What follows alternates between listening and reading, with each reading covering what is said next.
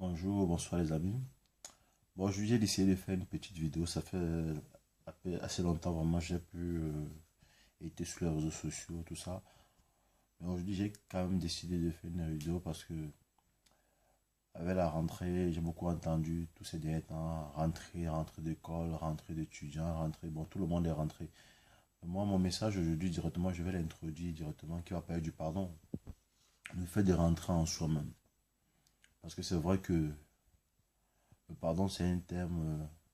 Quand on parle, c'est un thème vraiment qui veut toujours faire peur à tout le monde.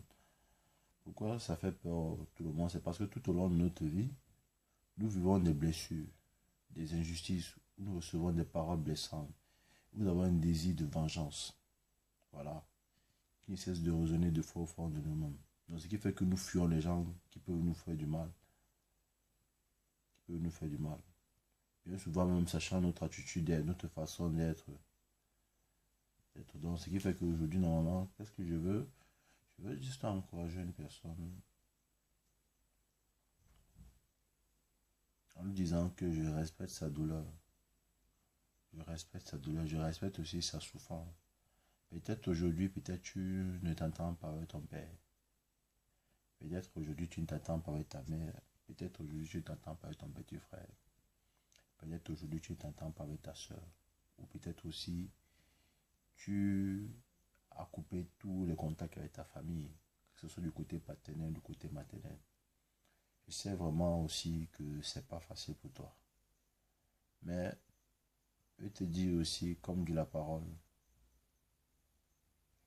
dit la parole, la parole nous dit que c'est à Dieu seul que la vengeance appartient.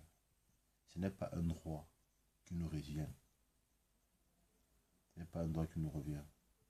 Parce qu'il dit qu'à moi la rétribution, dit le Seigneur. En Deutéronome 32, verset 35. Tu sais, Paul lui-même a subi l'injustice à de nombreuses reprises. Pendant son ministère, il nous recommande de rendre à personne le mal pour le mal. Voilà. Il de rechercher ce qui est bien devant tous les hommes. S'il est possible autant de ce que cela dépend de vous, soyez en paix avec tous les hommes. Voilà. Je sais que ce que tu traverses, c'est dur. Je sais que ce que tu vis, c'est dur. Mais le Seigneur va entrer dans ta vie pour prendre le pardon. À travers ce mal que tu balades de partout, qui peut aussi peut-être t'empêcher d'avoir un CDI, qui peut t'empêcher peut-être de trouver un mari. Voilà. Tu n'as rien à gagner. Tu peux aussi aujourd'hui pardonner à cette personne-là, qu'il soit vivant, qu'il soit mort. Je veux vraiment t'encourager aussi à rentrer aussi à travers cette rentrée. En fait, une nouvelle rentrée aussi dans ta vie.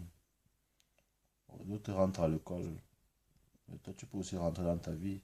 En rentrant dans ta vie, tu vas voir les chemins s'ouvrir, les portes s'ouvrir. Est-ce que tu sais ce qui est caché derrière ce refus de pardon? Est-ce que tu sais ce qui est caché derrière ça? Lorsqu'on rend le mal pour le mal, c'est l'autre qui contrôle notre comportement. Et ce qui est bizarre, quand tu fais le mal pour le mal, c'est l'autre qui contrôle ton comportement. C'est là que le Seigneur demande de rechercher la paix. Recherchons la paix, c'est faire le nécessaire. Prendre sur soi. Voilà. Prendre sur soi.